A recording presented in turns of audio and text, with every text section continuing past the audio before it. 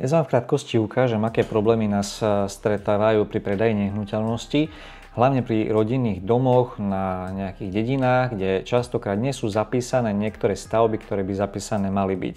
Poďme sa teda pozrieť konkrétne na to, o čom hovorím. Pôjdeme na stránku katastra, link tejto stránky vám dám do popisu. No a čo konkrétne vám chcem ukázať? Častokrát sa stretávame s tým, že ideme predávať nejaký rodinný dom, kde dom samotný je v poriadku. Ja som si našiel úplne náhodne nejaký rodinný dom v nejakej obci. No a častokrát popri hlavnej stavbe rodinného domu sú na pozemku aj nejaké iné stavby, ktoré nie sú zapísané a takisto zakreslené. No a tu sa dostávame do problému, kedy vo väčšine prípadov kupujúci, ktorý ide kupovať danú nehnuteľnosť, ju kupuje cez hypotéku a hypotekárna banka s týmto môže mať celkom veľký problém. Našiel som si konkrétny dom, ktorý, ak si to odzumujeme ďalej, má pravdepodobne vzadu nejakú garáž. Nie sme si tým istí, ale predpokladajme, že je to nejaká garáž, je tu náznak nejakej príjazdovej cesty.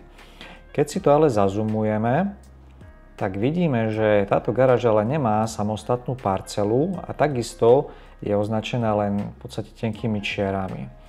A čím by sme začali? Začali by sme tým, že si skúsime tú garáž odmerať. V tejto mape máme aj takú funkciu merania.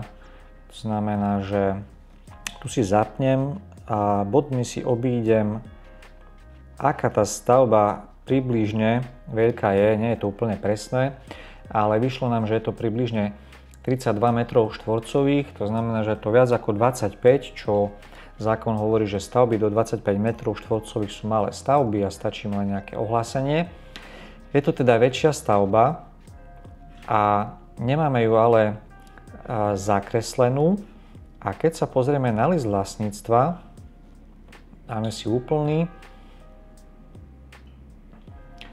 tak vidíme, že v kolónke, kde sú stavby, máme zapísaný iba rodinný dom a nič viac.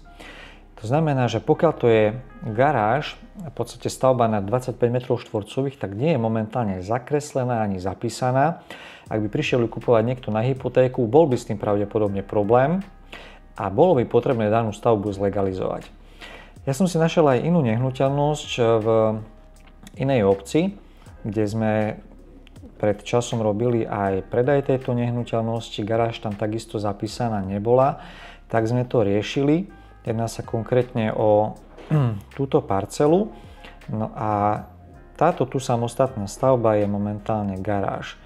Ak si klikneme na list vlastníctva, tak nám ju samostatne aj ohraničí ako vlastnú parcelu a keď si LVčko otvoríme, tak vidíme, že v kolónke stavby máme okrem domu napísanú teda aj garáž. V tomto prípade je to v poriadku, znalec ju dokáže plnohodnotne oceniť a banka ju dokáže plnohodnotne aj akceptovať a brať do zálohy. Aké alternatívy môžu nastať? Môžu nastať pri nezapísanej stavbe také alternatívy, že banka danú nehnuteľnosť keby nebude brať do úvahy, nebude ju teda jej hodnotu brať do úvahy, ale hypotéku poskytne. To je ten lepší prípad a ten horší prípad je ten, že banka hypotéku vôbec neposkytne a bude požadovať legalizáciu tejto stavby, to znamená zakreslenie geodetom a následne zapísanie na kataster.